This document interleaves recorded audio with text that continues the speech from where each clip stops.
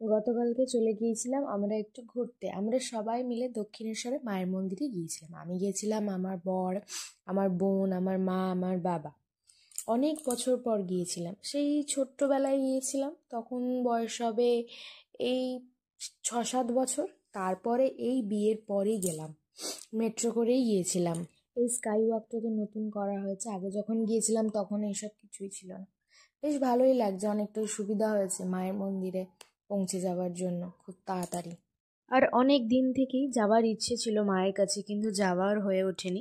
Finally কালই চলে গিয়েছিলাম। আর মা যখন তার সন্তানদের ডেকেছেন, সন্তানদের তো তার মায়ের কাছে যেতেই হবে, কি তাই না? তো মায়ের মন্দিরে ঢুকলেই একটা আলাদাই টান অনুভূতি হয়। এখন অনেক কিছু বদলে গেছে, কত চেকিং পেরিয়ে তবেই মায়ের কাছে যেতে হয়। ভেতরেতে ফোন অ্যালাউ নেই, জমা রাখতে হয় যেন বেশি ভিডিও করতে পারি। তো গঙ্গার পাড়ে তো না গেলেই নয়, আগে গঙ্গার পাড়ে চলে গিয়েছিলাম। মনটা না শান্ত হয়ে যায় গঙ্গার পাড়ে গেলে। তো ফটো তুলেছি, আনন্দ করেছি। তারপরে বেলুড় মঠে যাব বলে ভ্যাসেল ধরবো, এই ভ্যাসেলে করেই তো যেতে হয় নদীর পাড় পেরিয়ে। বেলুড়ে এই প্রথম আমরা গিয়েছিলাম, মানে আগে কখনোই যাওয়া হয়নি। বেলুড়েও same, phone, photo, video not allow.